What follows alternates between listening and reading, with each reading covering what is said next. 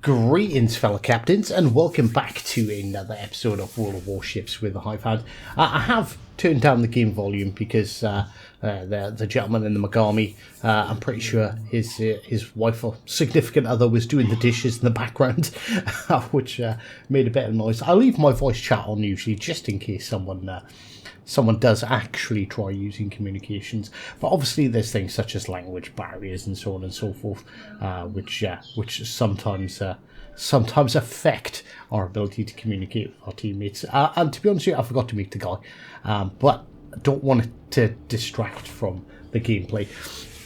So this is my third match in the Jaeger. I've been given a bit of still in the feeling the ship out phase and trying to decide whether it's worth picking up the campaign ship or not.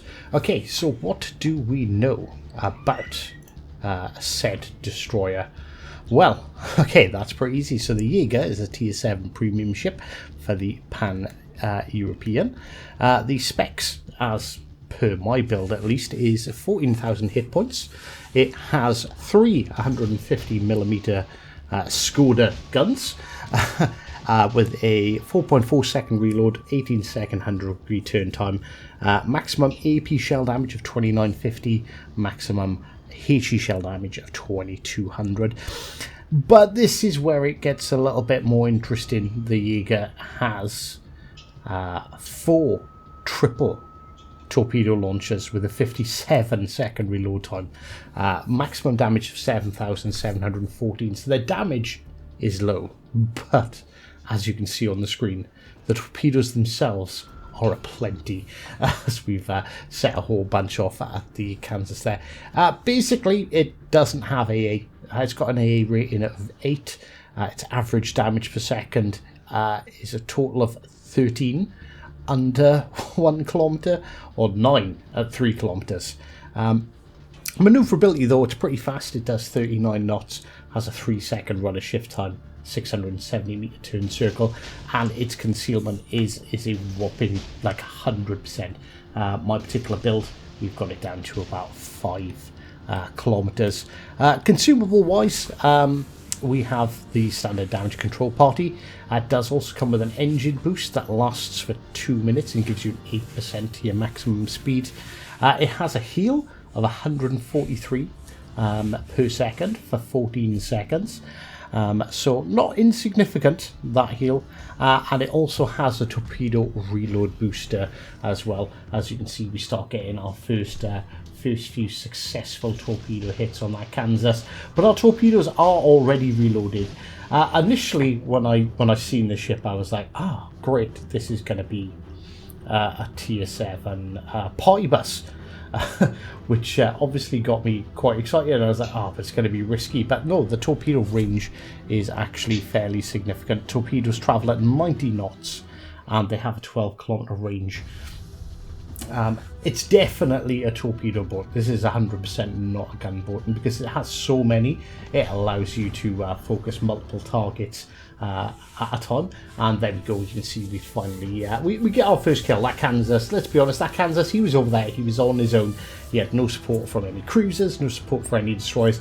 He was easy pickings, and unfortunately he succumbed to a total of 9 torpedo hits and 2 floods to get us our first kill.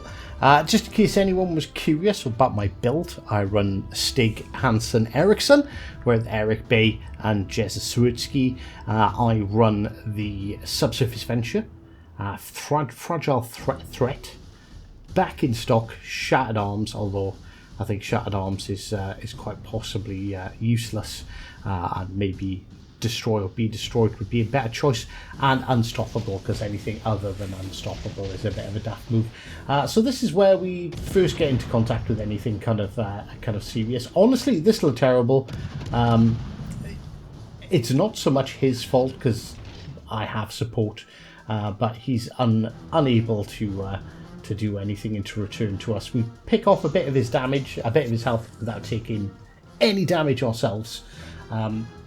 Obviously, A is nice and clear because there was only the Kansas over there, and the only thing defending B at the moment seems to be the destroyer. This also goes to point out abandoning your flank. Like, why abandoning your flank is stupid. That Kansas was easy pickings for me. This terrible, let's be honest, is gonna be easy pickings for me. He's on his own. He outguns me, 100% outguns me, outclasses me in quite possibly every single way, but because his hit points are just so low, because I've got support and my team didn't abandon their flanks, although they've got C and they're strong on C, they have left the rest, they've hung like 2/3 of the map out to dry. A was uncontested, we took A easy enough. I believe I actually left that to so we took A. B was contested by one destroyer who had no support. He's wiped out, he's gone, and now there's these platoon of really juicy ships sitting around with absolutely zero support whatsoever. So I am going to absolutely flood that Bismarck and Gneisenauer with torpedoes. And going back to the whole abandoning your flank, notice how we still have a battleship and a cruiser. We have lost a few ships, but we still have a battleship and a cruiser keeping the enemy team focused on the seaside. They're completely oblivious to the fact that I'm here, by the looks of things. Completely oblivious to the fact that they're showing broadside to 2 battleships who should start to be getting into a position to do some good work in the next couple of seconds of this match. And they've just left themselves wide open. There we get ourselves another 6 torpedo hits, and would you look, our torpedoes have got, you know, a handful of seconds again until they've reloaded. We've already managed to score 95,000 damage, albeit in this match, and now we have a plethora of ships all bunched up together. It's like, I can fire my torpedoes, but can I really miss at this point? We do get spotted briefly. I wasn't paying attention. That Bismarck got a little bit closer than I was hoping for.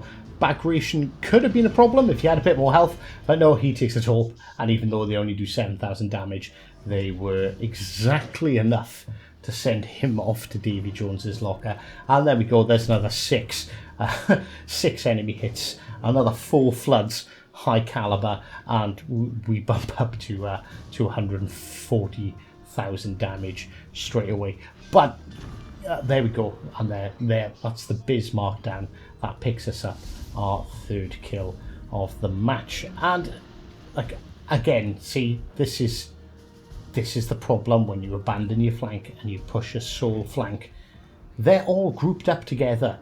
It's like they're asking for me to kill them. And honestly, with the reload, I don't know if there's any other destroyer who could have taken advantage of this situation as well.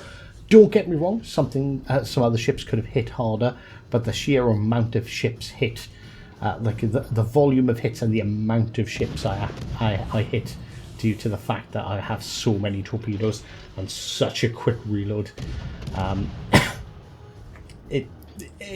everything was in my favour because they abandoned the flank. This is essentially crossfires, but with you know, with torpedoes instead of shells, and crossfires are massively important. The Atlantico does decide to push in on me. That's fine. I've got a 5 kilometer detect. There I go. I got unspotted. I did lose a little bit of health. I'm not overly worried about it. And guess what?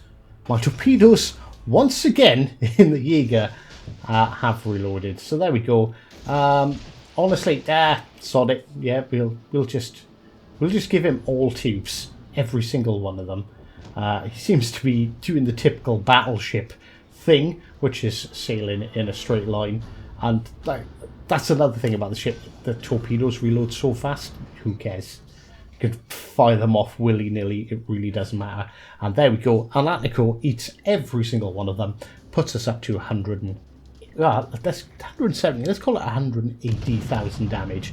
And even though our guns are terrible, like this Meerkat has got absolutely nothing left, we get him spotted, but our friendly team finish him off. And another one bites the dust. So it's now me, 2 battleships, and a cruiser against a lone Otago who stayed over on that flank, just like everyone else in his team, although he done the typical IGN cruiser thing and sort of sat back trying to spam HE. He's done a pretty good job of conserving his hit points, but that's honestly not going to help him too much.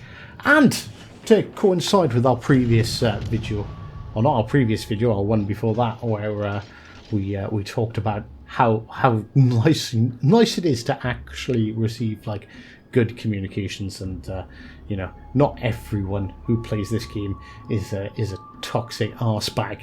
I would like to give a little bit of a shout out to Addy Poo, who's on our team. He's the surviving cruiser on our team. He's in Cleveland. He had a brilliant game. He was one of the ones that stayed and defended C despite pretty much their entire team pushing it. So, you know, credit where credit's due. He stood his ground. He held them off there, and just done exactly what he needed to do. And yeah, he had a fantastic game. He messaged me at the end, GG's. Obviously, I said GG's. That game will be up on YouTube. And so he didn't know who I was. He didn't know that I was the Hive Hound. I was a CC. No idea. But like I said, there's good people out there who, you know, occasionally we get that glimpse of that light in the darkness where someone will actually congratulate someone on a good game instead of calling them an arse bag and telling them to uninstall. So there we go. That's our first impression of the Jaeger. 37,000. 3,740 base XP on the win. 5 kills, high caliber, 30 torpedo hits, and yeah, genuinely quite a fun ship, and quite unique in its playstyle. Anyway, I do hope you enjoyed this, ladies and gentlemen, and until next time, take care.